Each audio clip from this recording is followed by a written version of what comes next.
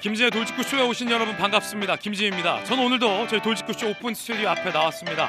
비가 그치고 나서 부쩍 아침 기온이 뚝 떨어졌습니다. 이제 싸늘한 가을 날씨가 완연히 찾아온 것 같습니다. 이 환절기일수록 건강 잃지 않도록 감기 조심하시기 바라겠습니다. 어제부터 본격적인 국정감사 국감이 시작됐습니다. 여야 간의 정쟁도 뜨거웠습니다. 가열띤 토론 때문에 정해되는 국감장도 많았다고 하는데 잠시 후에 직접 살펴보겠습니다. 저는 비가 오나 눈이 오나 매일 아침 이곳에서 여러분을 기다리겠습니다. 김지의 돌직구쇼 지금 라이브로 시작합니다. 잠깐만요.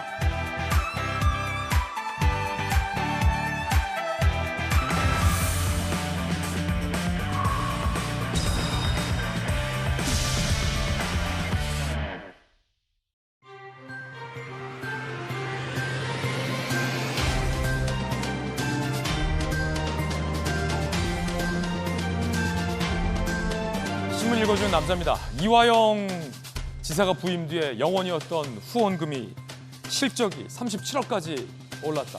그 이전에도 그 이후에도 이런 규모의 후원 실적은 없었다. 여러분들은 어떻게 생각하십니까? 검찰이 수사 중이죠. 관련된 새로운 내용 준비되어 있습니다. 잠시 후에 이야기 나눠보겠습니다. 오늘 조간신문 4가지 키워드 준비되어 있습니다. 먼저 첫 번째 키워드부터 살펴보겠습니다. 첫 번째 키워드는 바로 이겁니다. 머리 위. 오늘 동아일보가 일면에 쓰고 있는 기사인데 어제 저희 돌직구쇼에서 뉴스 속보로 전해드렸습니다만 5년 만에 북한이 미사일을 쐈는데 일본 머리 위로 이렇게 쐈습니다. 야, 어떻게 이런 짓을 함께 보시죠.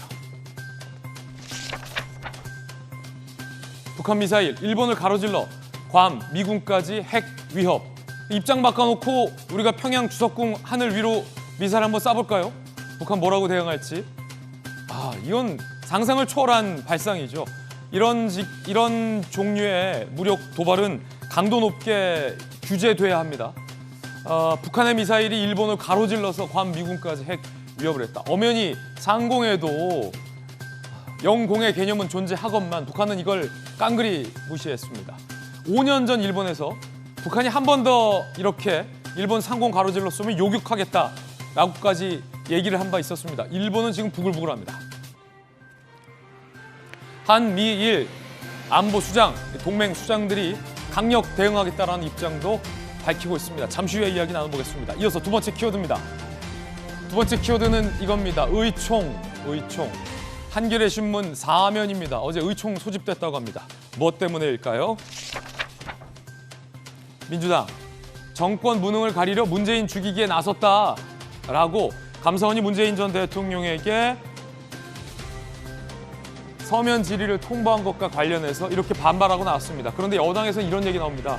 이거 언론 플레이 시작한 게 민주당이 아니냐. 오히려 이재명 대표의 사법 리스크를 물타기 하기 위해서 민주당이 이런 플레이를 하는 거 아니냐. 여야 모두 의도가 있는 거 아니냐라고 서로를 지목하고 있는데 국민 여러분께서는 어떻게 생각하십니까? 잠시 후에 이야기 나눠보겠습니다. 대단히 무례한 짓이다라는 문재인 전 대통령의 발끈도 뜨겁게 논란이 여전히 일고 있습니다. 이어서 다음 키워드입니다. 세 번째 키워드는 이겁니다. 알고도 서울신문 5면이 쓰고 있는 기사인데 함께 보시죠. 알고도 탈원전 정책 펼치면 문재인 정부 얘기죠.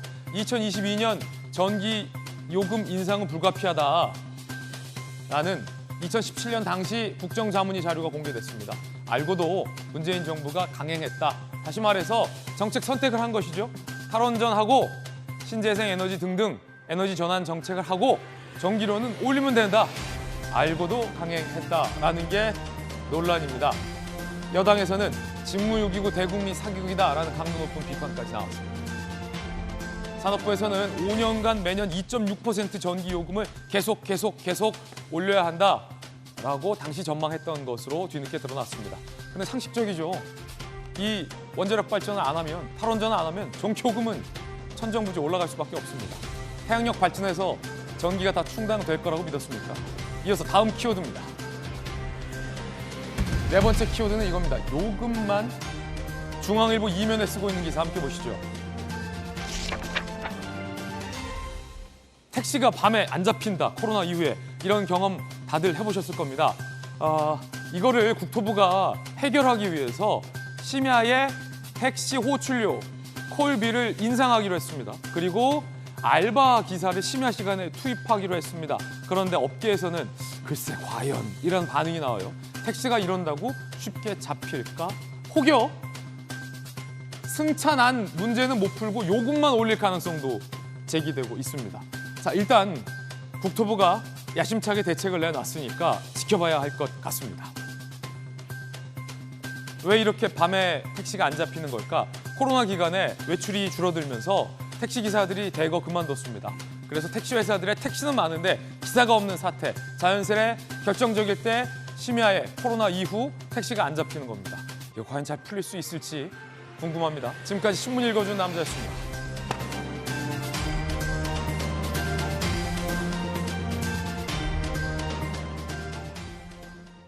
서늘해진 가을 날씨와 함께 돌직구쇼를 찾아오신 손님들 소개해드리겠습니다.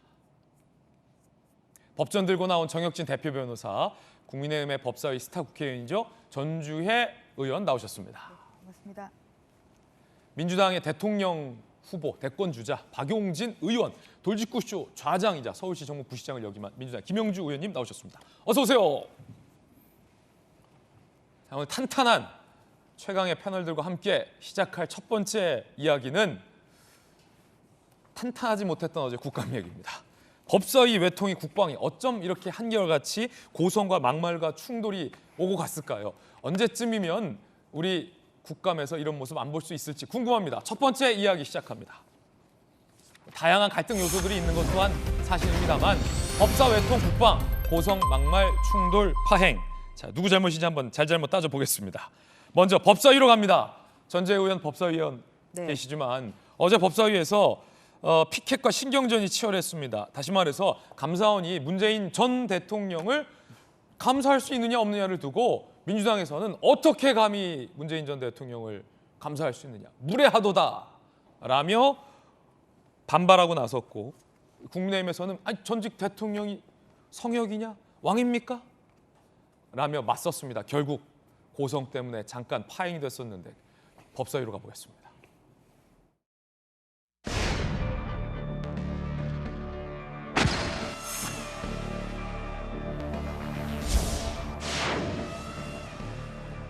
명백하게 최종 목표는 문재인 전 대통령이다. 좌시하지 않겠다. 고로 최재 감사원장, 유병호 사무총장 즉각 사퇴한. 문재인 전 대통령에 대한 조사 시도는 무례할 뿐 아니라 모욕을 주기 위한 전형적인 정치 감사입니다. 이 정부는 정말 무도합니다. 그 무도함의 맨 앞에 감사원이 앞장서고 있습니다. 무례한 짓, 아직도 왕이 있는 그런 시대에 살고 있다고 착각하는 것은 아닌지 대단히 안타깝습니다. 전직 대통령은 성역이 아닙니다. 문재인 전 대통령이 전직 대통령으로서 감사원의 진실규명에 협조하겠다는 것이 아니라 철저하게 피조사자로서 방한권을 챙기겠다는 거죠.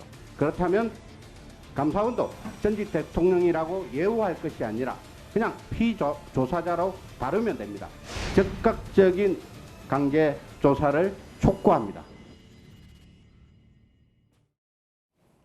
법사위는 야당 의원들의 감사원 감사에 강력 항의하면서 1시간 넘게 지연 개의가 됐고 외통위 등은 파행이 됐습니다. 자, 조사 시도가 무례하다라는 게 문재인 전 대통령의 입장이었죠. 대단히 무례한 짓. 야당의 스탠스도 이와 같았습니다. 문재인 전 대통령 당시 더불어민주당 대표 시절 국감에서 소환된 문재인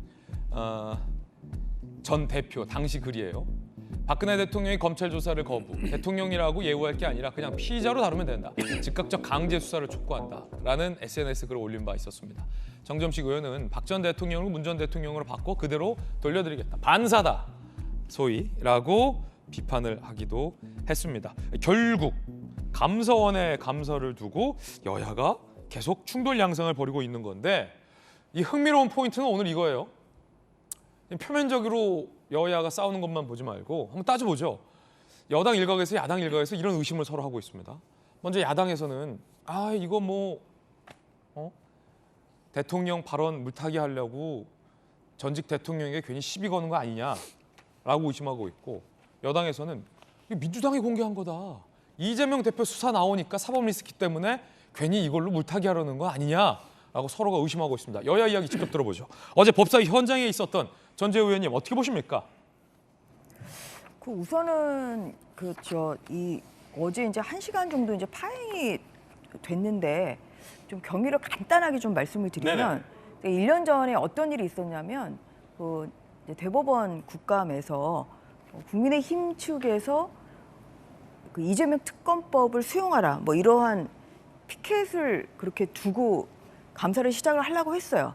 그랬더니 갑자기 그 당시 여당이었던 더불어민주당에서 뭐라 그러냐면 그거는 부착을 못한다. 맞아요. 그때 이렇게 그랬죠. 막았거든요. 그래서 저희가 협상 끝에 오전에만 그럼 붙이고 오후에는 떼기로 하고 네. 작년에도 대법원 국감을 시작을 했거든요. 합의되지 않은 피켓은 뭐 불가능하다라며 네. 그때 논쟁이 그래서 있었죠. 저희가 한번 그렇게 당한 게 있단 말이에요. 네. 근데 어제 반대로 민주당이 야당이 되니까 아까 이제 들었던 이 뭐 정치 탄압 중단하라. 이제 이 피켓을 두고 시작을 하려고 해서 합의되지 않은 피켓이군요. 예, 그래서 저희가 1년 전에 있었던 일을 되돌려 준 거죠, 민주당에게. 예. 그래서 떼고 해야 된다. 그래서 이제 뭐 그 과정에서 좀 공개 발언도 좀 하고 이러면서 서로 떼고 이제 국감을 시작을 했습니다. 그런데 저는 사실 어제 이게 대법원 국감이거든요. 근데 뜬금없이 사실 감사원 국감에서나 나올 이야기를 어제 감사원 국감 아니었어요? 아니에요. 그러니까 대법원 국감인데 그 대법원과 감사원이 무슨 관계가 있습니까? 그런데 대법원 국감에 와가지고 이걸 뭐 감사원에서 예. 해야 될 이야기를 계속 얘기를 하는 것이 저는 굉장히 좀 답답했고요. 그렇군요. 어제 그런 일이 예, 있었다. 그리고 이제 네. 또 이게 뭐 아까 이제 말씀하신 것처럼 저희가 이 사실을 공개한 게 아니거든요. 오히려 민주당에서 박범계 의원 등을 뭐 필두로 한 여러 의원들이 이 문재인 대통령에 대한 서면 조사 시도에 대해서 성토하는 그런 예. 성명을 발표하지 않았습니까?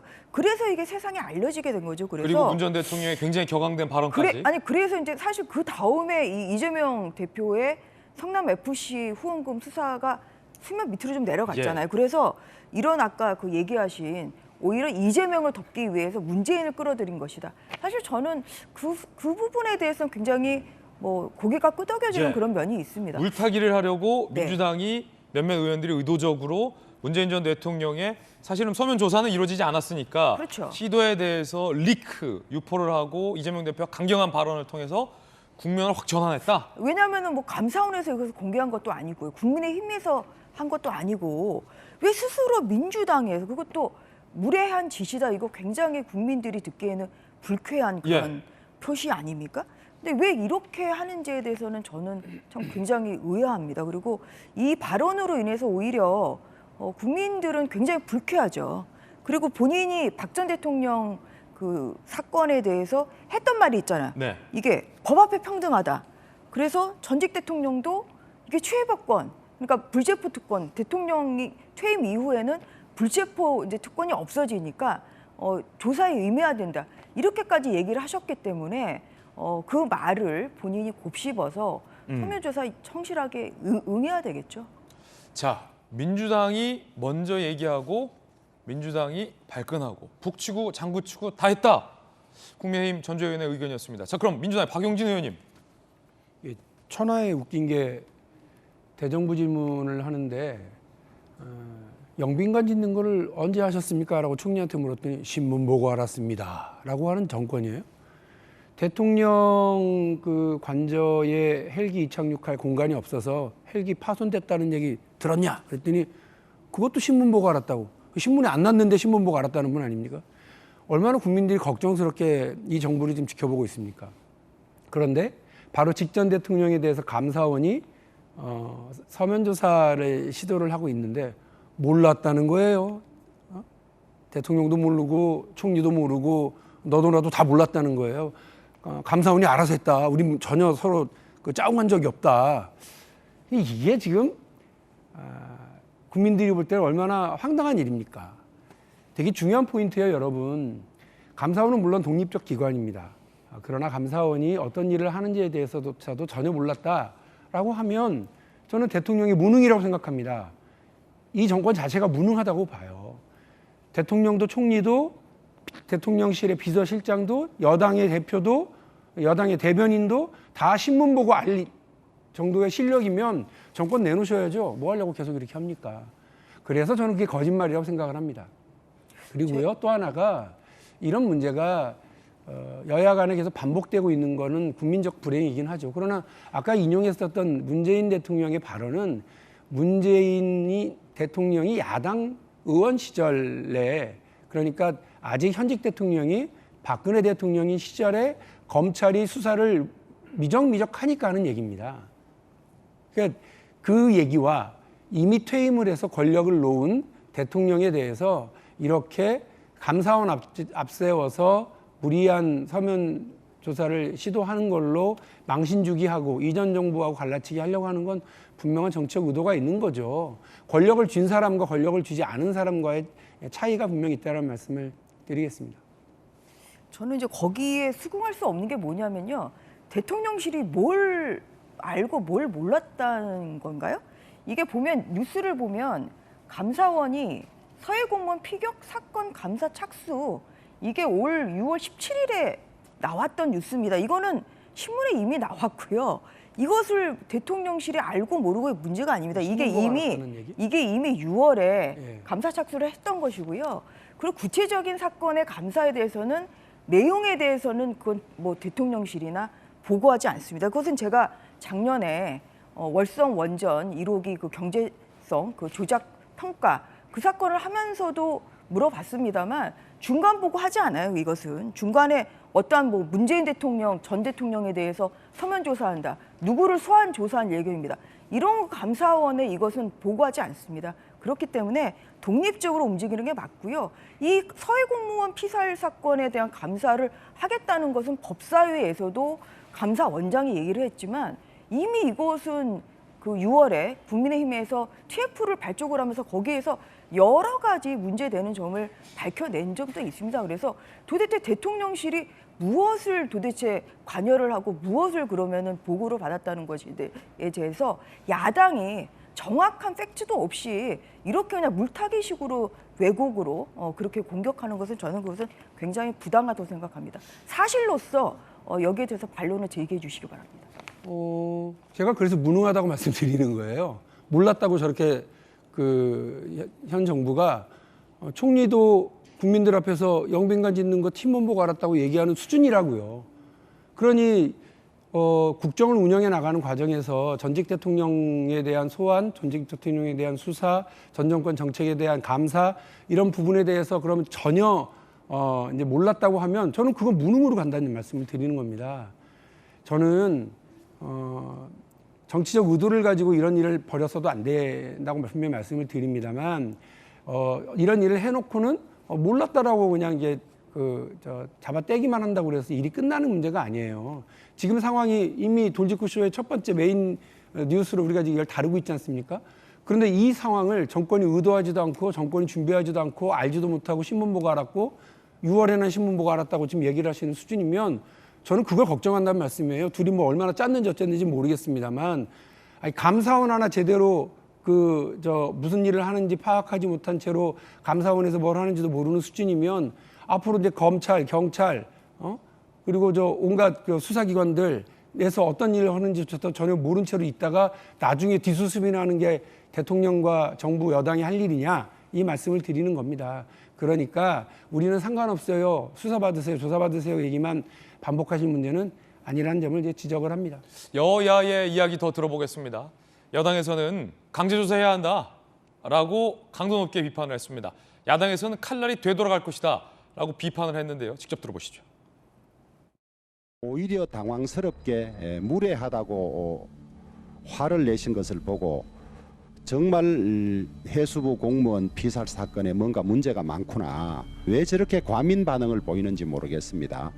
왜 무례하다고 생각하시는지, 조사를 왜 받지 않으려고 하는 것인지, 그렇다면 질문에 답하지 않으면 입장이라도 밝히셔야 될 텐데 정중하게 입장을 여쭙고 싶습니다. 문재인 대통령님을 직접 겨냥한 정치 탄압이 노골화되고 있습니다. 이미 헛발질로 판명난 북풍몰이를 빌미로 해서 보복 감사를 시도하고 있습니다. 윤석열 정부에 강력하게 경고합니다. 지금 휘두르는 칼날이 결국 스스로에게 되돌아갈 것이라는 점 잊지 마십시오. 지금 여당의 전주혜 의원과 야당의 박용진 의원이 뜨겁게 논쟁을 하듯이 여야 간의 대립점도 선명한 이슈가 바로 이 이슈입니다. 대통령실에서는 감사원이 독립적으로 감사를 하는 거고 이걸 중간에 미리 알면 오히려 안 된다라고 강하게 반박하고 있습니다. 여권 일각에선 그 말은 문재인 정권이 전 정부에 대해서 소위 적폐청산 수사를 할 때 문재인 대통령이 사실상 다 지휘했다는 얘기냐라는 비판도 나오고 있습니다. 함께 보시죠. 대통령실에선 대통령실도 언론 보고서야 조사 요청 사실 알게 됐다. 언론에 먼저 공개한 것도 정쟁을 키운 것도 민주당이다.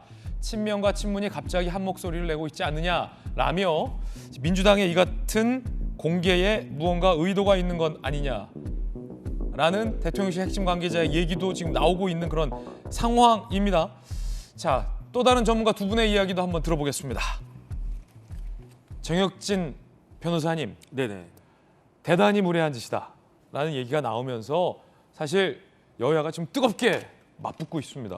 성역이냐 아니냐, 정치 보복이냐, 그럼 적폐청산은 정치 보복 아니었냐, 뭐 엄청나게 지금 논쟁이 나오고 있는데 어떻게 보십니까? 감사원이 감사를 전직 대통령에게 벌이는 것 모르면 무능이다. 박용진 의원님 강하게 질타하셨고 전주혜 의원님은 이거는 원래 모르게 돼 있다. 그럼 문재인 정부에서는 다 당시 청와대가 지휘했던 거냐? 굉장히 뜨거운데 어떻게 보세요? 일단은 감사원의 처사가 무례한 것인지는 전 잘 모르겠고요.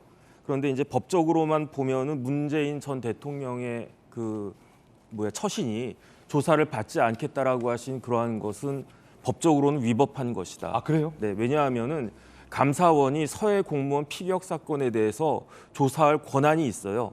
감사원이 조사할 수 없는 데는 세 가지입니다. 법원, 국회, 헌법재판소. 그런데 일반 행정 관련된 여러 가지 직무감찰이나 그런 것들은 심지어 대통령실까지도 할 수 있기 때문에 퇴임 공무원도 전직 공무원도 그래서 그 부분이 감사가 돼요? 애매하긴 한데 거기에 대해서 감사원법 50조에 규정이 있습니다. 어떻게 되어 있냐면은 감사원은 필요한 경우에 감사 대상 이외의 자에 대해서도 자료 제출을 요구하거나 아니면 출석해서 답변을 요구할 수 있다. 이 규정이 있고요. 그다음에 이제 50조 2항에 보면은 이렇게 요구를 받은 사람은 정당한 사유가 없으면 따라야 된다 이렇게 되어 있어요. 예. 우리나라에 전직 대통령 예우에 관한 법률이 있지만 그 법률에 이러한 감사원의 요구에 대해서 불응해도 된다, 뭐 굳이 이야기 안 해도 된다 하면 무례한 것이다. 이런 규정은 전직 대통령 예우에 관한 법률이 없고 오히려 감사원법 규정이 어떻게 되어 있냐면요. 51조에 이러한 요구를 받았음에도 불구하고 정당한 사유가 없이 그 요구에 따르지 않으면은 징역 1년이나 1,000만 원 이하 벌금에도 처해질 수 있도록 그렇게 규정이 되어 있거든요. 그런데 문재인 대통령이 이건 무례한 거기 때문에 내가 감사원 요구에 응할 수 없다. 이렇게 이야기하는 것이 과연 그게 정당한 요구에 정당한 사유에 해당할 것인가? 그렇게 보여지지는 않거든요. 그래서 그렇기 때문에 일단은 제가 봤을 때 그다음에 이게 뭐 와가지고 출석해가지고 뭐 조사받으라 그것도 아니고 그냥 한 말씀 서면으로 써주십시오 이렇게 이야기하는 것이 무례한 것인가 일단 그런 생각이 들고요. 사실 그다음에 이제 오히려 문 대통령께서 무례하다는 말을 했어야 될 상대는 우리 국민을 실질적으로 우리 국민을 상대로 한 모욕적인 발언을 했던 북한에 대해서 먼저 했었어야 되는 것이 아닌가. 그때 이제 북한이 뭐 이상한 우리나라를 대표한 대통령에 대해서 진짜 입에 담기도 어려운 그런 이야기를 했을 때에도 가만히 침묵하셨던 분이 이렇게 감사원이 정당한 법 집행하는 그런 과정에 대해서 무례한 짓이다라고까지 말씀하시는 것은 저는 도저히 납득이 안 되고 적절하지 않다 그런 생각이 듭니다. 삶은 소대가리 그거 말씀하시는 거예요? 뭐 그런 것도 있고 여러 가지 있지 않았습니까? 아니면 미국산 앵무새 말씀하신 겁니까? 뭐 그런 것도 있었고 뭐 목구멍 이야기도 있었던 것 같고. 냉면이 목구멍. 네네. 그건 대통령이 하신 말씀은 아니고. 어쨌든 전반적으로 우리나라 공무원들에 대해서 한 이야기였으니까 저는 그게 사실 개인적으로 우리나라 국민의 한 사람으로서 굉장히 불쾌했거든요. 우리가 왜 우리나라 대통령이 우리가 뽑은 대통령이 저런 취급을 받고 저런 이야기를 들어야 되는가? 그 부분에 대해서는 사실 저는 굉장히 모욕적이었다라고 생각을 했었습니다. 그때 문재인 전 대통령이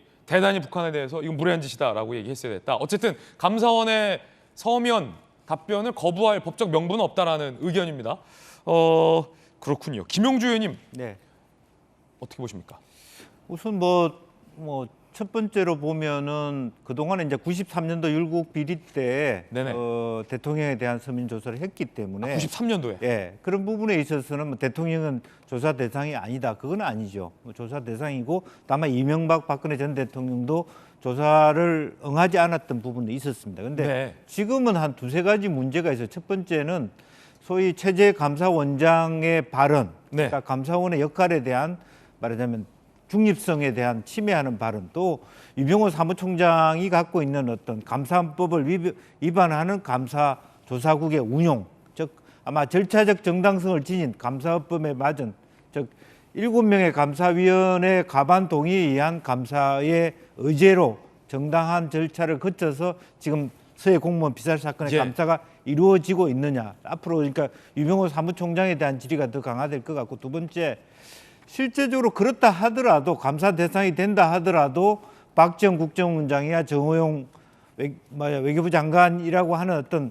최소한 실무자 또 담당자들의 조사 이후에 이러한 절차를 보니까 대통령에게도 질문거리가 생겼다라고 하는, 최소한의 말하자면 그 대통령이라 하더라도 예우 조사 대상자라 하더라도 그런 절차적인 예. 예우들은 필요하다는 것이죠. 그런데 그런 하부의 실제적인 실무자 조사 없이 갑자기 대통령에게 서면 조사하는 것에 대한 느낌이 어떨지, 그런 것을 우리가 한번 좀 생각해 볼 필요가 있다, 그렇게 생각이 듭니다. 예, 다양한 분들의 의견 전해드리고 있습니다. 감사원이 중간 감사 결과를 곧 발표할 것이라는 보도도 나왔습니다.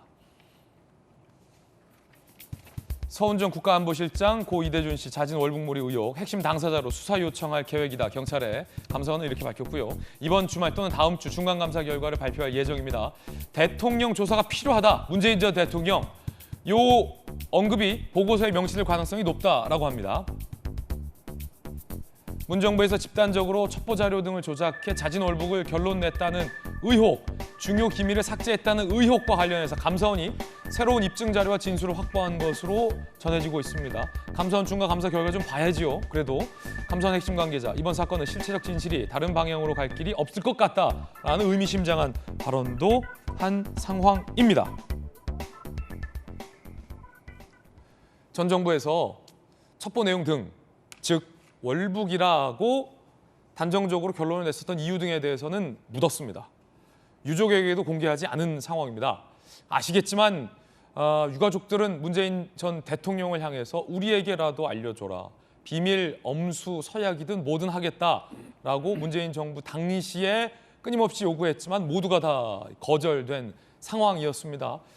끝끝내 이 상황은 덮였고 이제 민주당은 야당이 됐습니다. 그리고 윤석열 정부에게 지금 이 첩보를 공개하면 되지 않느냐라고 오히려 반박하고 있는 상황입니다. 그 상황에서 감사원이 문 전 대통령에 대해서 서면으로 질의서를 보내겠다라고 했지만 대단히 무례한 짓이라는 답변이 돌아온 상황입니다.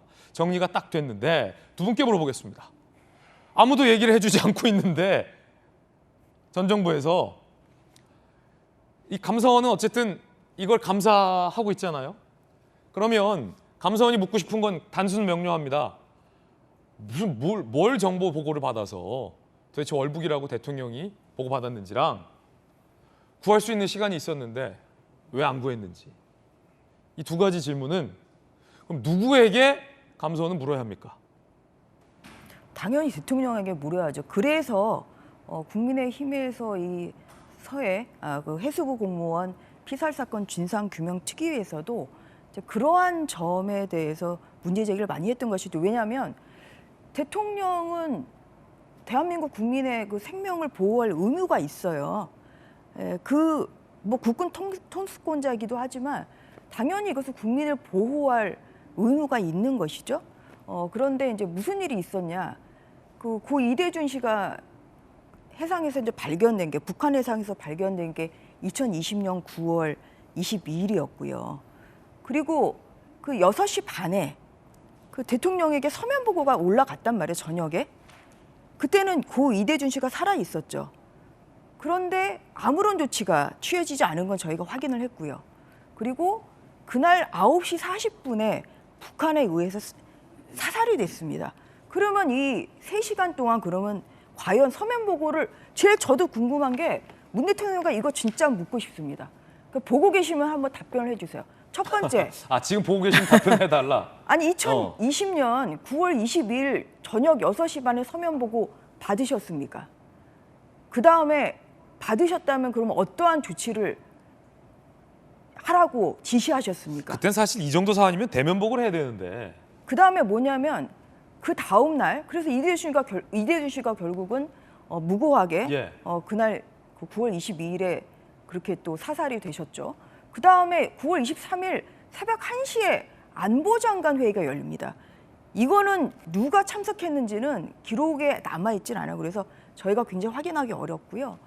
그리고 난 다음에 그날 2차례가 열리고 그다음에 이제 대통령에게 대면 보고가 올라가는 거예요. 그래서 그다음에 그럼 대면 보고를 받고 거기에서 새벽 1시에 열린 안보장관 회의에서 어떠한 결과를 어떻게 보고를 받았냐. 저는 그거를 반드시 물어야 된다고 생각합니다. 왜냐하면 여기에 대한 최종 책임 결국은 그 대통령에게 있고 대통령실에서 결국은 안보실 관계자가 주도해서 만들었기 때문에 그게 하나고요. 그다음에 두 번째는 뭐냐면 9월 20 저희가 해경 보고서도 열람을 했거든요. 해경 보고서에 의하면 9월 22일에는 월북 가능성이 낮다고 돼 있어요. 그런데 아까 9월 24일에는 그런데 갑자기 높다고 돼 있습니다.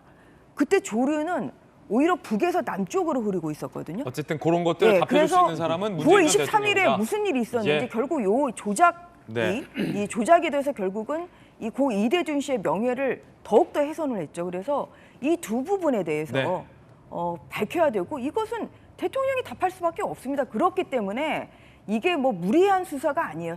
당연히 이것은 대통령이 답을 해야 되는 겁니다. 그런데 왜 나는 최애복권이라고 왜 화를 내십니까?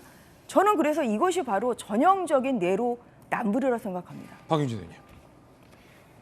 제가 뭐 누차례 말씀을 드리는데요. 그 여러 추측과 뭐 일방적인 주장을 가지고 여러분 보실 게 아니라 대한민국의 국방부와 해경이 그냥 한두 사람에 의해서 운영되는 조직도 아니고요. 근데 여기가 왜 그 입장을 바꿨느냐. 첩보 자료도 그대로고 그걸 운영하는 해경과 국방부의 사람들도 다 똑같아요. 근데 왜 달라졌느냐? 달라진 건 정권만 바뀐 겁니다, 여러분. 그러니까 지금 뭐 미주알 고주알 이런 얘기들이 다 중요한 게 아니라 정권 바뀌니까 해경과 국방부의 입장이 달라져? 정권 바뀌니까 감사원이 이거를 감사해? 정권 바뀌니까 검찰이 이걸 수사할 수 있도록 여러 가지 길을 열어? 갑자기 정권 바뀌니까 국정원이 스스로 내부 자료를 하고 다 그거를 검찰에 갖다 주고 나서 검찰이 다시 국정원의 깡통 자료를 다시 뒤지는 압수수색을 하는 쇼를 해? 왜 이런 일이 벌어질까요? 이게 더 중요한 거라고 저는 봐요. 어느 대통령, 어느 공무원들이 자기 나라 국민이 북한 해역에서 사살당하는 일을 방치하거나 혹은 아무렇지도 않게 생각하는 사람이 있겠습니까? 대한민국 상식에 맞지 않아요. 그런데 중요한 건 이 문제를 두고 정권이 바뀌니까 해경과 국방부가 입장이 달라졌다는 겁니다. 그나마 해경은 자기들 입장 바꾸면서 뭔가가 창피했는지 주요 간부들이 다 사표를 냈어요. 근데 국방부는 사표 내는 사람도 하나 없어요. 그냥 정권 바뀌니까 마치 바닷물 조류 바뀌듯이 이리 바뀌고 저리 바뀌고 지금 그러고 있는 것 아닌가 하는 생각이고 이거를 몰고 가는 문제와 관련해서 감사원이 왜 정권 바뀌니까 니네들 입장 바뀌냐고 해경과 국방부를 감사해야 되는 거 아닙니까? 저는 이거부터가 저는 궁금합니다. 저는 잠시만요. 이게 본질적인 내용과 좀 멀어지는 것 같아서 정리를 제가 좀 하겠습니다. 결국 민주당에서는 첩보는 확실했다. 그 판단에는 이상이 없다라고 확신을 하는 것 같고 뭘 근거로 이런 결론을 내렸는지에 대해서는 밝힐 수 없다라는 입장은 계속 유지되는 것 같습니다. 밝히려면 집권 여당이 알아서 밝혀라라는 입장은 변함이 없는 것 같습니다. 이 내용이 공전되기 때문에 두 분의 현저한 이견 차이는 여기서 충분히 들을 수 있는 것 같습니다.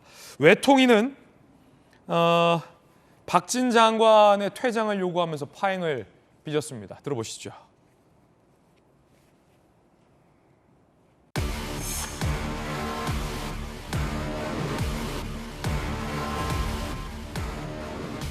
박진 장관에 대한 퇴장을 요구하는 것이 더불어민주당의 입장입니다. 정당한 국회법에 따라서 지금 출석해 있는 장관을 퇴장하라고 명령할 권한이 없습니다. 아니 뭐 다수 의석을 점유했다고 뭐 나가라고 윽박 지르고 말이지. 이게 정치 공세지 국감에 임하는 자세입니까? 박진 장관님 뭐 하실 말씀 있으면 한 말씀 해주세요. 네, 외교부 장관입니다. 제가 무슨 발언을 해요? 여야 간사 간의 국감 진행과 관련된 협의를 위해서 정회를 선언하겠습니다.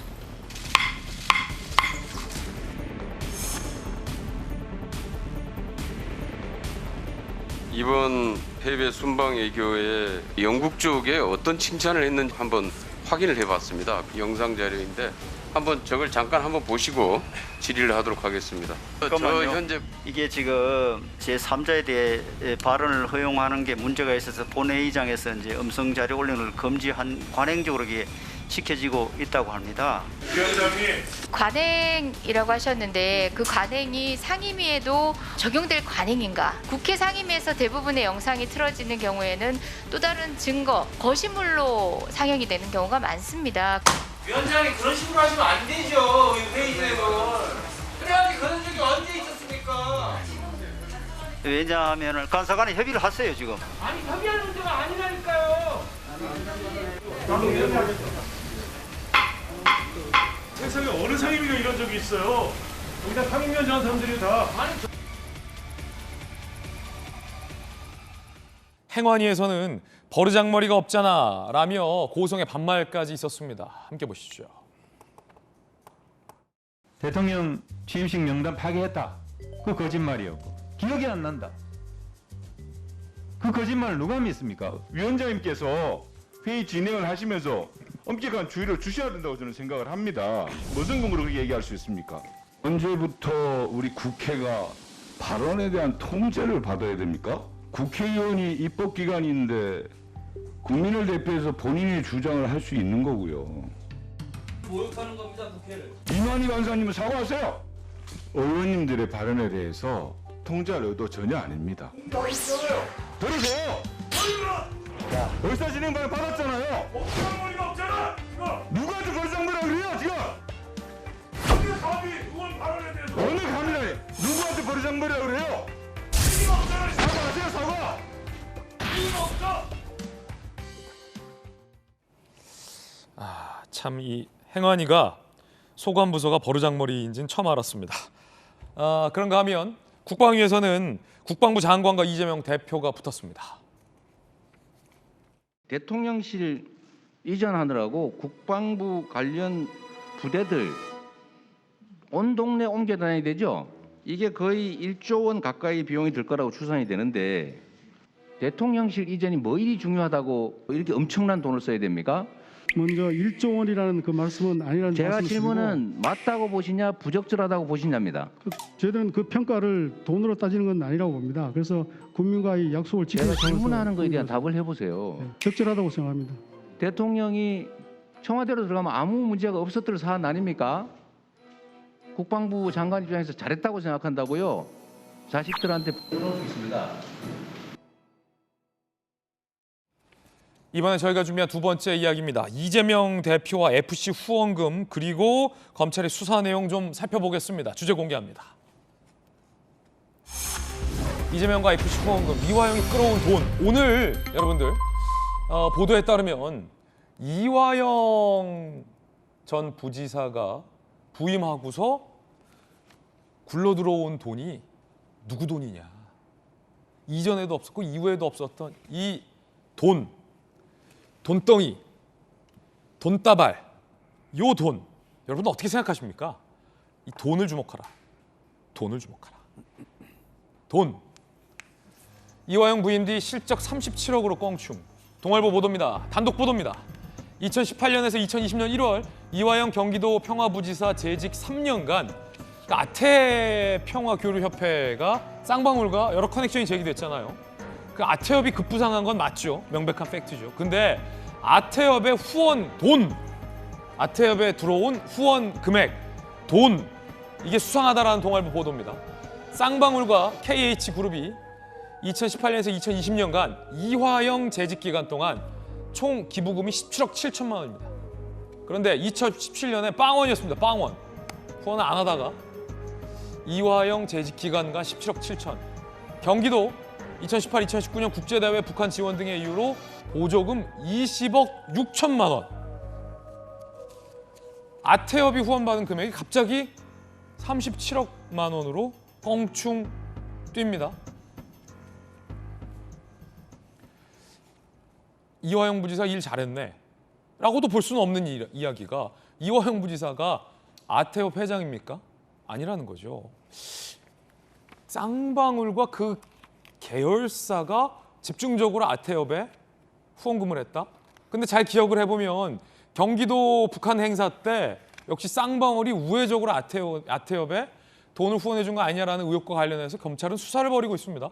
그것까지 합치면 꽤 우연의 일치가 많이 겹치게 됩니다. 그런데 경기도는 이 같은 자료들의 공개를 거부했습니다. 그래서 논란입니다. 경기도청이 남북교류협력사업 추진과 남북관계발전에 중대한 장애 요인이 될 수도 해서 자료 공개를 거부했습니다. 아태협 지원 관련한 경기도 예산 자료를 요구했는데 정혁진 변호사님. 네네. 잠시 후에 좀 질문 드리고 먼저 부지사 서울시 부시장을 지내신 김영주 의원님, 저 기간이 수상하다는 겁니다. 동아일보 보도는 아태협이라는 단체가 갑자기 이화영 부지사 때 급부상을 하더니 급기야 이화영 부지사 재임 기간 동안 아태협에 후원하는 후원금이 쌍방울에서 이만큼, 경기도에서 이만큼. 근데 알고 봤더니 아태협이 원래 북한 관련 행사하는 데도 아니더만요. 근데 지금 경기도에서는 관련 예산을 당시 자료를 공개할 수 없다라고 하니까 답답한 노릇입니다. 아마 이제 그 당시가 그 이화영 지사가 들어올 즈음에서 2018년에 동북아 평화경제협회라는 것들을 만들었고요. 또 실제로 서울시도 그렇고 경기도도 그렇고 남북 문재인 정부가 들어서 남북 관계가 활성화될 걸 염두에 두고 상당히 많은 교류 예산을 비축해 놓은 상태였기 때문에 뭐 역량들은 충분했을 거라고 보고, 특히 경기도는 접경 지역이 있기 때문에 더 많았을 것이라고 보여지는데, 어쨌든 평화부지사가 되고 또 아태협이라는 걸 만들어지면서 실질화되었기 때문에 북한과 관련해서, 즉 한반도의 신경제 지도를 중심으로 해서 자원 개발 또 뭐 항만 개발 이런 것들을 원하는 기업들의 참여가 아주 활성화됐을 가능성이 많았다라고 보고, 그 상징적 인물이 이화영이었고, 실제로 동북아 평화경제협회는 이사장이 이제 뭡니까 그 우리 총리를 지내신 누굽니까? 이해찬 전 총리께서 이사장을 하고 계셨기 때문에 그 전부터의 2018년부터 뭐랄까 남북 경협에 관심 있는 많은 기업들과 함께 했던 그런 것들이 배경이 될 수 있었다라고 생각이 들고요. 이제 그 당시에 실제적으로 보면 그 자기 개인의 어떤 정치적 이력 속에 남북 관계의 경험들이 좀 부족했던 이재명 지사가 남북 관계라고 하는 그 주제를 자기의 정치 의제화하는 가운데서 이런 역할이 강화됐을 가능성이 많고, 그러한 부분에 대해서 상당히 많은 쌍방울이나 쌍방울과 연관되어 있던 뭐 KH그룹 이런 분들이 상당히 적극적으로 투자를 하고 후원을 할 수 있는 그런 기반이 조성됐다, 그렇게 봐야 될 것 같습니다. 정혁진 변호사님. 네네. 그때 남북 관계가 활성화돼 있었기 때문에 아태협이라는 단체에 후원금이 많이 들어온 것 같다, 경기도 예산도 들어온 것 같다라고 했는데 결국은 다 안 됐어요. 다 안 됐고 그 이전에 쌍방울은 아태협을 지원한 적이 없었습니다. 결국 연결고리는 이화영 부지사 재임 시절 동안 이 후원금이 쏟아졌다는 거고, 이 구조가 비슷한 게 성남 FC에 쏟아졌던 후원금도 이재명 지사가 구단주로 있을 기간에 막대한 후원금이 쏟아졌다는 게 굉장히 좀 유사하긴 한데, 뭐 이게 뭐 불법은 아니니까 현재로선 어떻게 보세요? 그래서 제가 이제 아태평화교류협회인가 그럴 거예요. 어떤 데인지 봤더니 2012년도에 설립된 그냥 민간 사단 법인이거든요. 그런데 어떤 일들을 했냐면 좋은 일들을 많이 했었어요. 그 일제시대 때 특히 이제 태평양 전쟁 때 탄광 같은 데 끌려가셨던 분들의 유고를 봉환하는 그러한 사업들을 많이 쭉 해왔던데, 그런데 이제 2018년도부터 그렇게 이제 북쪽과 관련된 일들을 시작을 하면서 보니까 2019년도에 통일부로부터 대북 지원 사업자로 지정까지 받았더라고요. 그런데 어쨌든 이화영 부지사가 취임하기 이전까지는 주로 이제 일제 관련된 일들을 했었지 그 북한과 관련된 일들은 전혀 안 했었던 것 같고, 그다음에 이제 조금 전에 나왔지만은 쌍방울이나 KH로부터 17억을 받았던 170억을 받았던 그거는 제가 알 바 아니다라는 생각이 드는데, 왜냐하면 네. 그거는 뭐 쌍방울이 알아서 할 문제니까. 그다음에 쌍방울이 돈이 없음에도 불구하고 그런 거액을 그 아태협 같은 데다 줬다. 그건 뭐 주주들이 이제 배임 문제로 그 들고 일어설 수는 있을지 몰라도 뭐 저하고는 상관이 없는 일인데, 예. 문제는 경기도가 20억을 줬다는 거예요. 그 20억이 보조금으로 줬다는 거거든요. 그런데 보조금 관리법이 있어요. 보조금 관리에 관한 법률이 있는데, 그 법에 따르면은 그 보조금은 용도 외로 사용할 수 없도록 되어 있고, 그 보조금을 경기도 같은 보조금을 지급한 데서 관리하도록 되어 있었다는 이야기죠. 그래서 경기도 의회에서 그 경기도 의원이 그 부분에 대해서 해명을 하라고 했던 것 같은데, 그 부분에 대해서 자료를 제출하지 않겠다라고 하는 것은 그것은 굉장히 부적절하다. 어쨌든 국민의 세금이 20억씩이나 되는 그 큰 세금이 저런 그 단체에게, 그 대북 관련된 그런 경험이 없는 단체에게 이렇게 흘러 들어갔다라고 하는 게 과연 그 돈이 적절하게 제대로 쓰였는지, 그 부분은 꼭 확인을 하고 그것부터 확인한 다음에 그 다음에 이제 다른 문제들도 또 더 들여봐야 되는 것이 아닌가, 저는 그런 생각이 듭니다. 예. 경기도가 남북 관계에 장애를 줄 수 있기 때문에 공개할 수 없다라는 명분 내세운과 관련해서 논란이 많던데, 그건 어떻게 보세요? 글쎄요, 이제 그거는 아태협에게 후원한 경기도 예산 자료를 공개하면 네. 남북 관계에 중대한 차질이 생길 수가 있다. 지금 이미 남북 관계가 중대하게 차질이 있지 않습니까? 막 미사일을 막 쏘고 그러는데 뭐 그거 가지고 더 나빠질 거라고 저는 지금 남북 관계는 거의 바닥이 아닌가 그 생각이 들고요.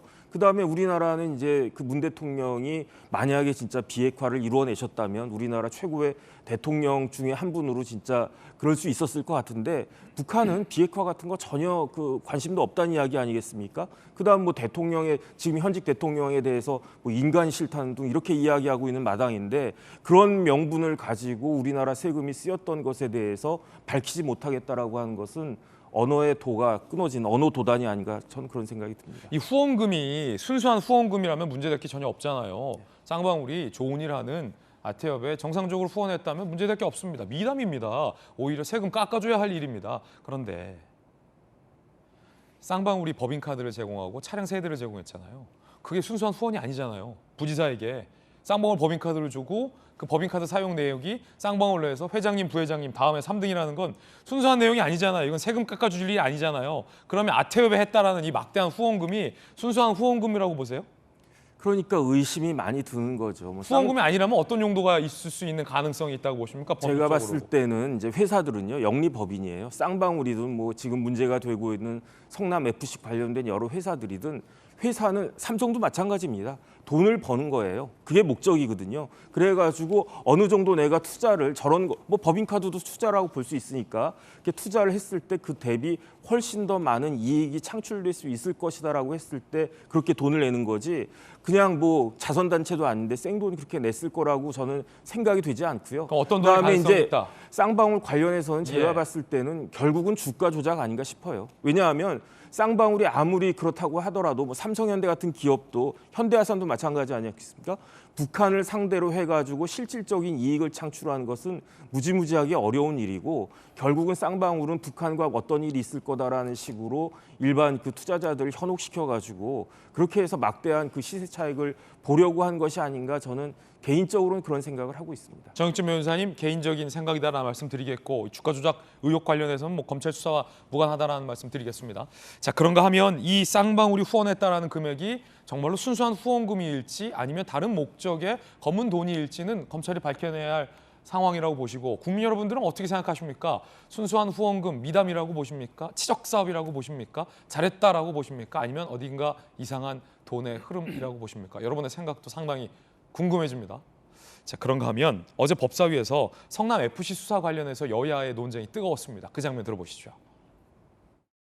자, 박근혜 전 대통령 사건과 이 성남 FC 후원금 사건은 저는 구조가 아주 동일하다고 생각을 합니다. 당시에 제3자 뇌물죄에 있어서 부정한 청탁에 대해서 이렇게 판단하고 있습니다. 직무집행을 대가관계와 연결시켜서 그 직무집행에 관한 대가의 교부를 내용으로 하는 청탁이면은 부정한 청탁이 된다. 그리고 이 청탁은 묵시적 청탁으로도 가능하다. 이례적으로 이런 거액의 광고성 후원을 했다라면은 그것은 부정한 청탁으로 볼 여지가 충분하다고 판단됩니다. 그 당시 이게 이례적이었는지 아닌지를 판단하는 기준은 명백합니다. 경남 FC 시절에 홍준표 지사가 이렇게 후원금을 유치하기 위해서 사진 찍고 애를 썼습니다. 자, 그러면 이재명 성남시장만이 아니고 홍준표 시장도 다 같이 수사해야 되는 거 아닙니까? 그리고 그런 식으로 수사를 하면요, 어느 기업이 사회적 공헌을 하겠다고 나서겠습니까? 그런데 오늘 조선일보 보도가 매우 의미심장한데, 보도에 따르면 이재명 당시 시장이 두산으로부터 성남FC가 50억 후원받는 거 이거 부적법이다라는 사실을 이미 보고받았다라는 보도가 나왔습니다. 아직은 보도 단계입니다. 조선일보 보도에 따르면 성남FC 두산건설로부터 정자동 부지 용도 변경 대가로 받은 50억 관련 성남시 내부 2014년 11월 성남FC는 영리 목적 법인으로 기부 체납 받을 수 있는 주체에 해당하지 않으며 현금을 받을 적법한 수단이 없다라는 결론을 성남시 내부에서 냈다. 50억 원 받을 수 없다라고 결론이 났다는 겁니다. 이게 이재명 당시 시장에게 보고됐을 것으로 검찰은 봅니다. 이재명 당시 성남시장, 정진상 실장 등도 보고된 정황을 확보했다. 이 내용대로라면, 보도대로라면 이재명 시장, 정진상 실장 모두 다 이거 50억 못 받겠다, 받으면 안 된다, 성남시 내부 보고를 받고도 50억 후원이 이루어졌다는 얘기죠. 용도 변경 따른 이익 중 일부를 환수하는 방안도 검토해 보고하길 바란다라는 보고서에 자필 메모도 있는 것으로 보도가 나오고 있습니다. 이후 두산건설은 50억을 지원합니다. 아직 보도 단계다라는 말씀 드릴 수밖에 없을 것 같습니다. 자, 여야 두 분 의견 들어보죠. 전주영 의원님. 뭐 그런 것 때문에 결국은 이제 이재명 당 대표가 지금 공소장에 공범으로 적시되어 있다는 거 아닙니까? 지금 이재명 당 대표와 정진상 실장 이렇게 두 사람이 지금 공모로 돼 있다는 거 아니에요? 그 관계 공무원과. 예. 그래서 당연히 이것은 성남 FC의 구단주이기도 하고요. 그래서 당연히 이거 알 수밖에 없는 것이고요. 그래서 이것은 뭐 당연히 알았을 거라는 것은 합리적 추론이 가능한 것이다. 성남 FC가 당시 성남시 내부 문건에 따르면, 보도 따르면 현금 50억을 받을 수 없다라고 결론을 내렸다. 이건 법리적으로 맞는 판단이었습니까? 그럼 성남시 내부에서? 왜냐하면은 이것은 불법 후원금이 되는 거죠. 왜냐하면 아까 이제 박형수 의원이 지적한 것처럼 뭐냐면 이제 부정한 청탁이 있어야 되고 거기에 대가성이 있어야 됩니다. 그러면은 뭐가 부정한 청탁일까요? 당연히 용도 변경을 해주는 것과 지금 용적률이 그리고 지금 상업 업무 용도로 됐다는 거 아니에요? 병원 부지가. 이것만 해도 어마어마한 지금 사실 특혜인데요. 용적률이 250%에서 670까지 한 2.5%가 좀 올라가요. 이 두 가지의 이런 부정한 청탁 그리고 거기에 대한 대가가 당연히 50억인 것이죠. 이게 왜 성남 FC한테 가야 되는 거냐. 이것은 그리고 뭐냐 가장 중요한 게 인왕학권자가 그 당시에 성남시장이던 이재명 대표예요. 그래도 본인이 모를 수가 없어요, 이게. 왜냐하면 거기에 보면은 뭐 기부 체납을 10% 받았다 이 얘기 있지 않습니까? 그러면 여기에 대해서는 뭘 할 거냐. 보통은 이제 성남시에서 기부 체납을 받죠. 그래서 이것과 지금 기부 체납 플러스 후원금 50억이라는 거거든요. 그래서 내가 기부 체납은 알고 그리고 후원금 몰랐다. 이거는 이거는 정말 그 유체 이탈 화법이기 때문에 이탈 화법이다. 예, 이것은 모를 수가 없는 것이고요. 그래서 가장 이제 중요한 게 뭐냐면 그래서 여기에서는 저는 두 가지에 대해서 확실하게 파야 된다고 생각합니다. 첫 번째, 두산건설이 이 용도 변경에 대한 요청을 언제부터 했냐. 그러니까 예를 들어서 뭐 2000년대부터 계속 해왔다가 이재명 시장 때 됐다. 이것은 냄새가 나지 않습니까? 그동안에 계속 안 됐다가. 왜냐하면 이게 병원 용도 부지다가 이게 병원 용도 부지냐 아니면 업무 시설에는 어마어마한 차이가 있거든요. 그리고 용적률도 그렇고요. 그래서 그동안에 계속 요청을 했는지 그랬는데 그동안에 안 됐던 그런 정황이 있다. 두 번째는 이 두산건설은 성남FC에 그전에는 후원금을 낸 적이 없냐. 지속적으로 해왔다고 하면 이것은 의심받을 일이 아니죠. 그런데 이렇게 이상한 용도 변경이 되고 나서 그다음에 대가성으로 이건 줬다는 건 팩트니까요. 그러면 이곳은 당연히 그전에 후원금 안 하다가 어떠한 특혜를 받고 50억을 줬다. 이것은 당연히 대가성이 있는 것이죠. 그래서 아까 김의겸 의원의 말은 저는 굉장히 말이 안 돼요. 왜냐하면은 이런 대가성이 있는 후원금과 대가성이 없는 후원금의 차이가 있는 것이죠. 계속 그동안에 공익 차원에서 정말 그 성남 FC의 두산건설이 계속 후원금을 해왔다. 그것도 매해는 50억을. 이랬다고 하면 그걸 누가 불법 후원금이라 하겠습니까? 그건 미담이고 이제 세금 깎아줘야 될 일이고. 아니, 그렇죠. 그런데 그렇지가 않았을 거예요. 용도 이거는. 변경으로 그래서 대가성이 있기 첫 때문에 번째는 다르다. 용도 알겠습니다. 변경 요청을 네. 몇 차례 했냐, 언제 몇 차례 했고 거절됐는지. 두 번째로는 그 전에 그러면 두산건설이 예. 성남 FC 후원금을 낸 적이 있는지, 이 두 가지를 보면은 저는 대가성이 예. 있는지 여부는 정확히 판단이 될 거라고 생각합니다. 네, 이게 굉장히 중요한 게 이 보도가 사실이라면 이재명 대표가 줄곧 해왔던 해명, 성남 FC가 자체적인 영업으로 두산에서 50억 후원금을 확보했다라는 말은 거짓말이 됩니다. 이 보도가 사실이라면. 왜냐하면 용도 변경, 부지 변경해 주는 걸로 성남 FC가 50억을 받을 수 없다라는 성남시 내부 판단까지 다 보고받았다라면 이재명 대표의 FC의 정상적인 영업 활동에 따른 후원금이다라는 건 거짓말이 되는 거죠. 그리고 사실은 이재명 대표 해명과 관련해서 논란이 됐던 게 이미 검찰이 확보했다라고 알려져 있는 공문, 성남시와 두산건설 관계자가 용도 변경해주면 성남 FC에 50억을 후원해주는 방향으로 논의했다라는 공문이 나왔다는 것도 사실이라면 이건 순수한 후원금이다, 용도 변경과는 관계없는 이라는 이재명 대표의 발언도 사실과 다른 얘기가 되거든요. 박윤지 의원님 어떻게 보십니까? 이 보도, 오늘 조선일보 보도. 그 정권이 바뀌고 이재명 성남시장 재임 당시에 여러 사건과 관련해서 다시 수사가 진행이 되고 있죠. 검찰도 경찰도 다 여기에 좀 달라붙어 있고 심지어 그 해당 검찰 지휘부가 느닷없이 바뀌는 일까지 이제 있었습니다. 이제 물론 이것도 다 수사 과정을 보고받지 않겠죠. 그리고 뭐 지휘 같은 거 따로 하지 않을 거라고 생각을 합니다. 그러나 어쨌든 갑자기 법무부에서 법무부 장관이 수사 지휘 담당 지휘자를 이렇게 이제 두 달 만에 교체하는 이런 황당한 일도 벌어지고 있으면서 적극적으로 수사를 하고 있는 것 같습니다. 그래서 지금 언론에서 보도되고 있는 내용들도 사실은 검찰의 주장을 뒷받침할 만한 그런 내용들을 중심으로 이렇게 저렇게 나오니까 최종적인 검찰과 경찰이 수사 결과를 지켜보는 것이 우선인 것은 같습니다. 지금 쭉 나오고 있는 논리 구조를 좀 뒤집어서 그냥 이렇게 아주 그냥 상식적인 수준에서 얘기를 이렇게 몇 가지만 좀 드리면, 이게 이제 그 성남시나 혹은 이재명 당시 성남시장 측에서 이제 나오는 얘기들, 주장들을 가지고 얘기를 하자고 하면, 오랫동안 방치되어 있었던 병원 부지를 이거를 용도 변경을 해줄 것이냐, 해주게 되면 물론 엄청난 이익을 사적으로 가져가긴 하겠습니다만 기업이 그 해당 지역의 지자체의 이른바 일자리 유치, 기업 유치라고 하는 성과가 하나 있을 수 있다. 또 하나는 성남 시민들 전체가 공익적으로 바라고 있는 이른바 그냥 시민구단이 된 성남 FC를 좀 이렇게 재정적으로 뒷받침할 수 있도록 후원도 할 수 있는 구조라고 그러면 이른바 일거양득, 일거삼득이 될 수도 있는 것 아니겠느냐라고 생각을 하면, 이와 관련해서 행정적으로 이 조율들을 해나갈 수는 있었을 것이다라고 보는 겁니다. 그래서 그 두산이 일방적으로 이득을 많이 가져가지 않도록 사적 이익을 많이 취하지 않고 공익적으로 할 수 있도록 기부 체납도 더 많이 하려고 시도했었던 것 같고, 지금 보도가 되는 것만 보더라도 그래서 뭐 15%의 그 현물에 대한 기부 체납을 얘기했는데 두산이 5%밖에 못하겠다 이러니까는 다시 조율해서 10% 플러스 현금으로 가능한지 이런 등등등을 확인했었던 것 같아요.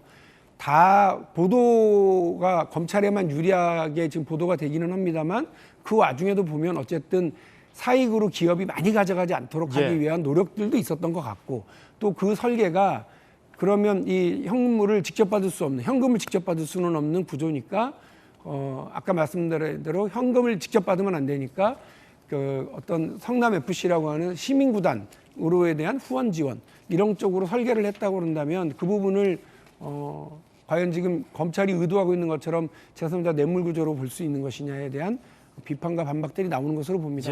검찰이 수사 결과를, 검찰과 경찰이 수사 결과를 더 차분하게 지켜볼 필요가 있다고 봅니다. 여야의 의견 들어봤습니다. 저 하나만 좀 제가 바로 잡으면, 이제 이 수사는 성남지청에서 하고 있습니다. 아까 이제 박용진 의원님이 뭐 이게 바뀌었다, 뭐 검사장이 바뀌었다 얘기했는데 그거는 수원지검이고요. 수원지검장은 바뀌었죠. 그런데 수원지검에서 하는 거는 뭐 쌍방울이나 뭐 이런 그 변호사비 대납 의혹, 뭐 이 사건을 하고 있는 거서 성남지청에서 지금 이 수사는 하고 있기 때문에 이 수사에 지금 지휘부가 바뀐 거는 아닙니다. 예.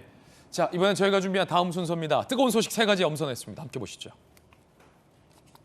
첫 번째 소식은 한동훈 장관입니다. 경찰이 한동훈 장관을 미행했다는 유튜버에게 곧 소환 통보를 할 것이라는 방침입니다. 함께 보시죠.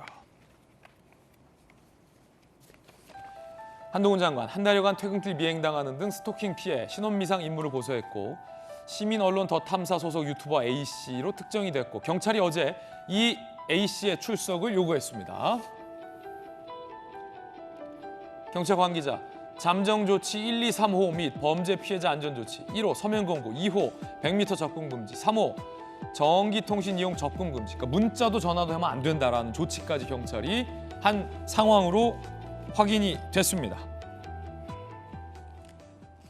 잠정조치 1, 2, 3호가 다 지금 발동된 건데 정익진 변호사님, 네네. 요거는 그러니까 전화도 해도 안 되고 문자도 해도 안 된다. 그러니까 경찰은 이거 딱 보고 이분들은 뭐 취재활동이라고 주장했지만 경찰이 봤을 때는 이게 무슨 취재활동이냐, 문자도 하지 마, 전화도 하지 마, 이런 조치를 한 거군요. 일단은 스토킹 처벌법이 있는데요. 스토킹이 무슨 뜻이냐면 스토킹이 몰래 접근한다는 그런 뜻이에요. 네. 영어로. 근데 이제 그런 것들이 다른 사람들에게 심각한 피해도 줄 수 있고 더 큰 범죄로 발전할 수 있으니까 스토킹을 하지 말라고 하는 것인데, 그런데 이제 스토킹 처벌법 뭐 4조나 9조나 이런 데 보면은 긴급 응급 조치나 이제 잠정 조치로서 뭐 100m 이내 접근 금지, 이거를 법원 영장 없이도 미리미리 그냥 응급적으로 할 수 있도록 할 수 있는 것이기 때문에 이거는 그 법에 따라 가지고 취해지는 뭐 꼭 한동훈 장관이라고 해서 특별하게 봐주는 게 아니고 일반 사람들도 그런 스토킹 피해자가 될 수 있으면 할 수 있다는 이야기고요. 그다음에 제가 궁금하게 생각하는 것은 지금 뭐 유튜브 하는 사람들 다 언론인입니까? 그건 아니거든요. 그러니까 이게 정당한 취재로 인정이 되려고 한다라고 하면 그 유튜브 채널을 운영하는 그 기자라고, 자칭 기자라고 하는 그 사람이 과연 방송법에 따라 가지고 등록된 그 언론사인가, 방송사인가, 거기 뭐 여러 가지 이제 뭐 그 인터넷 방송 사업자도 있고 여러 가지 요건이 있거든요.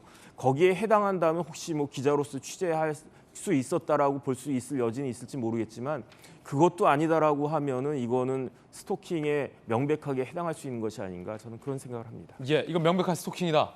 일단은 그 기자로서 정식 방송사로서 등록이 되어 있는지부터 뭐 확인해야 되는 것이 아닌가 싶습니다. 그러면은 김영주 의원님, 궁금한 게 한동훈 한 장관이 이걸 어떻게 알았을까요? 한 달간 저 사람이 굉장히 졸졸 밤에 미행하고 있다라는 걸 어떻게 알았을까요? 굉장한 관찰력? 아니면 너무 티나게 따라붙어서? 아니면 백미러? 어떻게 알았을까요? 그것도 궁금해요. 그 얘기가 지금 나오지 않고 있어요. 뭐 장관이 알았다기보다는 운전기사라든지 비서가 이렇게 계속 이상하게 미심쩍다고 느꼈을 가능성이 그거를 있고요. 어떤 낌새를 언젠가 눈치챘겠군요. 네, 계속 따라오고 또 특히 퇴근 시에만 따라붙었기 때문에, 혹은 과천에서 출발하지 않더라도 어쨌든 다른 외부 지역에도 같은 동일한 SUV 차가 따라붙었기 때문에 의심했을 가능성이 많다. 처음에는 뭐 우연인가 싶었겠지만 과천이 아니라 다른 곳에서도 그 똑같은 차가 보여서 번호판을 봤더니 똑같네라고. 그러니까 차량과 반복되다가. 그 대상자가 특정됐다는 거 아닙니까? 그렇기 때문에 뭐 한 달 전부터 의심했을 여지가 있고, 또 더군다나 특히 이제 한 장관이 최근에 소위 스토킹에 대해서 그냥 강한 처벌이 필요하다고 얘기했기 때문에 그런 의심들을 더 많이 가졌을 수도 있지 않겠나, 그렇게 보여집니다. 일각에서는 그 장관이, 공인이 뭐 그런 것까지 신고하고 법적으로 조치하냐 뭐 이런 얘기도 있던데 김영주 의원님 어떻게 보세요? 사실 그런 거하고는 다른 부분이죠. 다른 부분이다. 네, 그래서 항상 그 국무위원이 신변에 위협을 당할 수 있는 부분이고 또 테러를 당할 수 있는 부분이라서 그런 부분을 그냥 원정주의적으로 얘기해서는 안 된다고 생각이 들고, 또 정확하게 개개인의 사생활을 보호해 주는 부분도 필요하다, 그렇게 생각이 듭니다. 왜냐하면 이 당하는 사람 입장에서는 섬찟하거든요. 저 차가 오늘도 또 저 사람이 저 골목길에 또 굉장히 섬찟하거든요. 스토킹과 관련된 한 장관 이야기 한번 들어보겠습니다. 앞으로 여성을 상대로 한 스토킹 범죄 등에 대해서 가해자의 인권 중심이 아닌 피해자 중심으로 좀 적극적으로 선도적으로 그런 보호 조치를 좀 해주시는 것을 요청하는데 어떻습니까? 스토킹 범죄의 경우는 피해자가 꼭 여성에만 국한되는 것도 아니고 우리 국민 모두 당할 수 있는 보편적인 범죄입니다. 좀 경각심을 가지고 더 강도 높은 대책을 마련해야 하는데요. 법무부에서 반의사불벌죄를 없애는 입법안을 내겠다고 발표하면서 가해자에게도 위치 추적을 할 수 있는 법률안을 함께 내겠다고 말씀드린 것도 그런 노력의 일환이고요. 뜨거운 소식 함께하고 있습니다. 이번에 두 번째 소식 공개하겠습니다.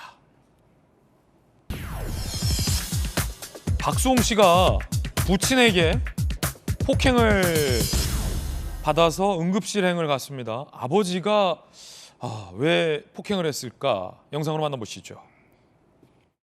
사실 뭐 개인적으로 힘든 일도 많았고 좀 이렇게 아무래도 이제 30년을 그냥 노예처럼 산 거라고 보시면 돼요.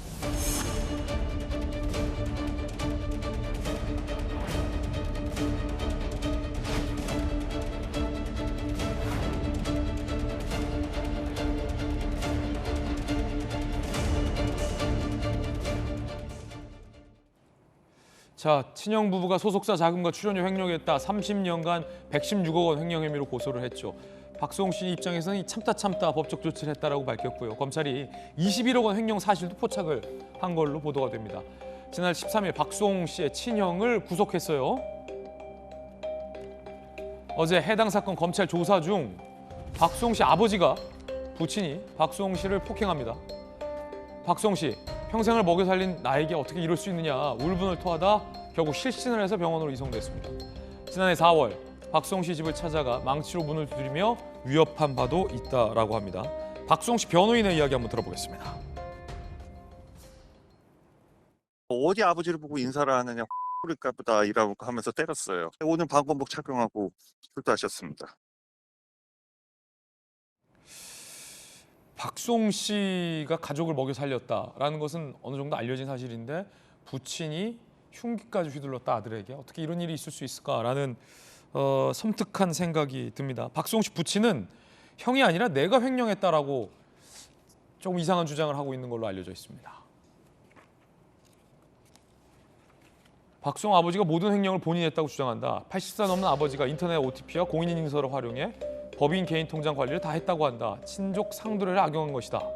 전재 의원님 판사 출신이신데 네. 친족 상도례를 악용하고 있다. 이게 어떤 얘기입니까? 그러니까 부자지간 같은데 직계혈족 사이에서는 뭐 도둑질을 한달지 아니면 횡령을 한달지 뭐 이런 것이 다 처벌을 받지 부자만 않거든요. 됩니까? 형제는 안 되고요. 그러니까 혈족 관계는 돼요. 그 다음에 형제 관계는 그냥 동거하는 친족, 동거 관계가 있어야 되거든요.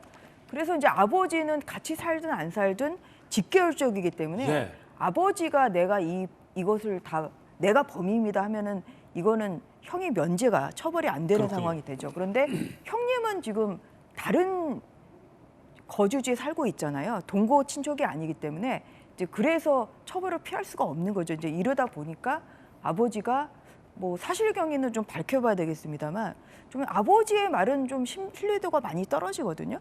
그래서 이제 아버지가 이제 이렇게 나선 거는 결국은 뭐 그 형님을 좀 살리려기 위해서 그렇게 한 거 아닌가. 그런데 이게 잘못하면 저는 범인 도피죄도 될 수 있습니다. 그래요? 허위자백하는 게 그게 전형적인 범인 도피죄거든요. 왜냐하면 저 사람이 했는데 내가 했습니다 하는 것이 결국은 범인을 도피하는 것이기 때문에 판례상으로는 이제 그것이 허위인 것이 밝혀지게 되면은 범인 도피죄도 성립할 수 있을 것 같습니다. 예, 박수홍 씨 앞으로 사망보험이 8개가 들어져 있다.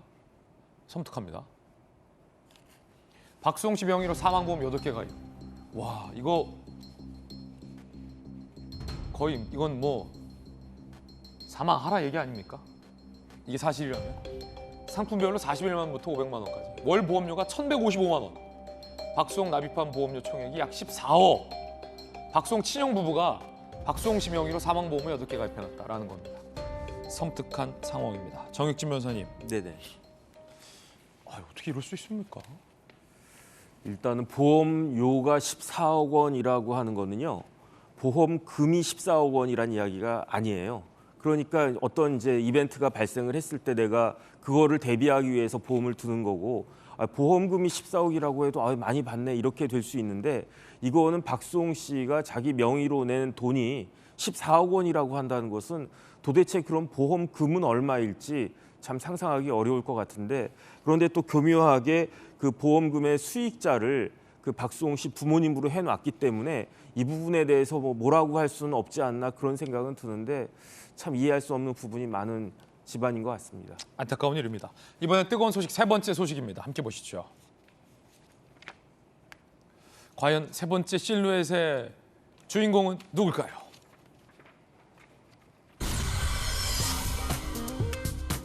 홍준표, 이준석 두 분입니다. 홍준표 시장이 연일 이준석 전 대표를 직격 비판하고 있습니다. 함께 보시죠. 홍준표 시장 그제 SNS 내용인데 괴멸된 보수정당을 안고 악정고투하던 시절, 당대표 시절 얘기하는 것 같아요. 가장 내 마음을 아프게 하던 게 우리를 버리고 떠난 탄핵파들의 조롱이었다. 대표적인 이준석 전 대표. 심지어 나보고 아침에 일어나서 나는 정치를 왜 하냐고 5번 외치고 출근하라고까지 조롱을 했다. 이준석 전 대표가 했던 발언인가요? 홍준표 당시 대표에게 정치 왜 하는지 아침에 일어나서 했군요. 이준석 전 대표가 아침마다 홍준표 시장 사진 올리면서 아침마다 일어서서 나는 정치를 왜 하는가 5번 복창해보게. 이거 조롱이죠. 조롱인데 그러고 나서 복당 다 했잖아요. 복당해서 당대표까지 됐고 지금 이준석 전 대표가 행동을 보면 김영주 의원님 이준석 국민의힘 내부에서 이준석 전 대표를 향해서 오히려 너는 지금 정치를 왜 하는지 복창해봐라. 홍준표 시장이 지금 이 얘기하고 있는 거 아니겠어요? 그렇습니다. 그러니까 그거 과거에 2018년도에 그런 일이 있었어요. 그러니까 바른미래당으로 당이 나눠져 있었을 때 그 홍준표 대표에게 그런 얘기를 했었는데 이제 다시 본심이 뭐냐, 그러니까 왜 정치를 사람들이 시작하려고 하느냐 했을 때 그 정말 진정한 참뜻으로 돌아가길 바란다.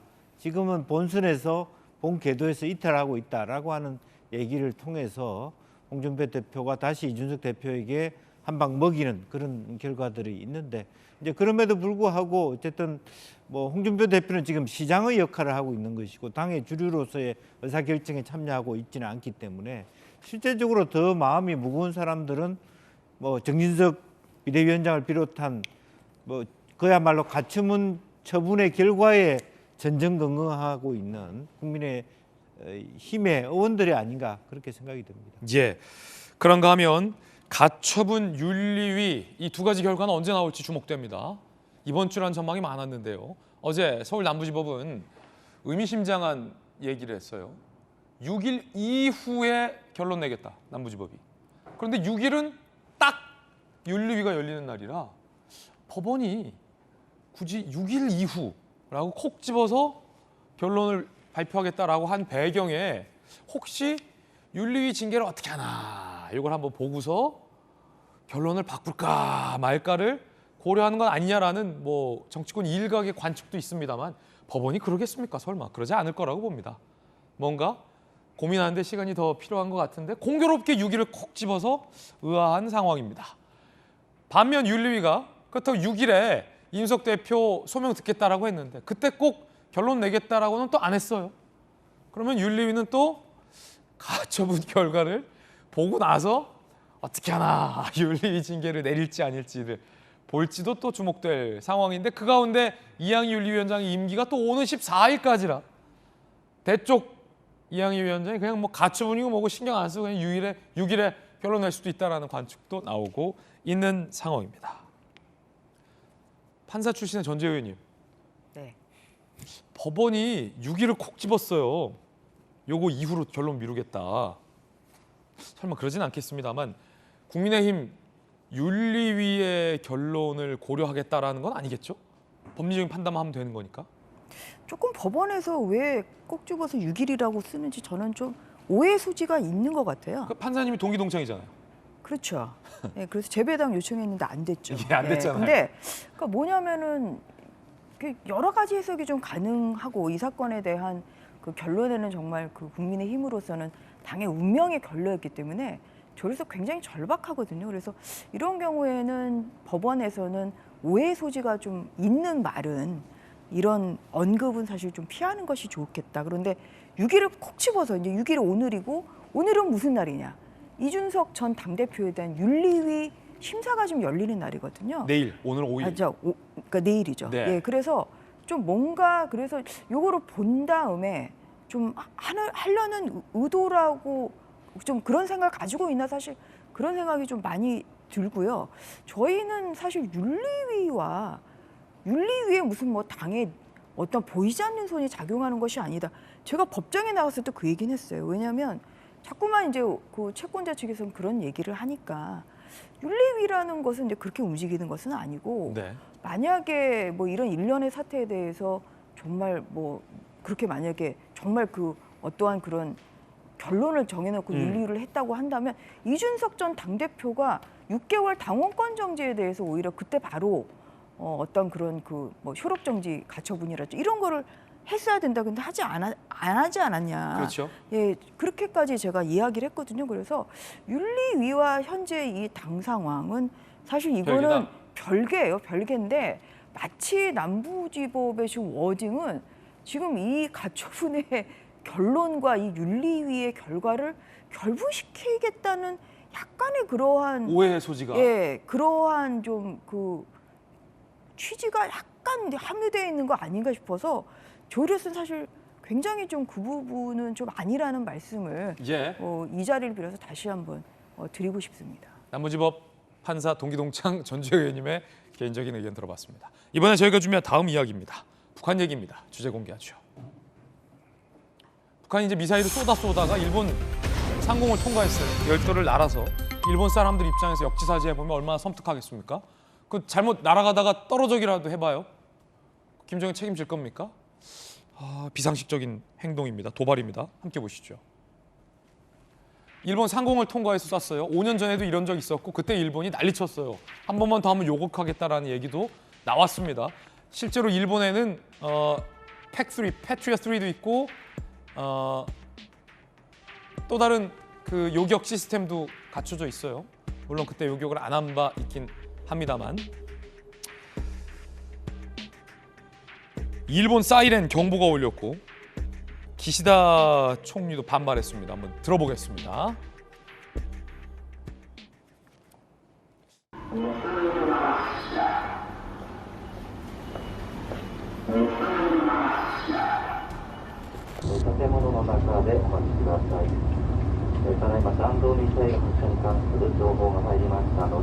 ね、テレビで見てちょっとびっくりしましたね。あんなのがテロップに出て普通はあんなことないのでちょっとびっくりしました。最近の度重なる弾道ミサイルの発射に続く暴挙であり、強く非難をいたします。 박용진 의원님, 네. 이 북한의 미사일 궤적 어떻게 보세요?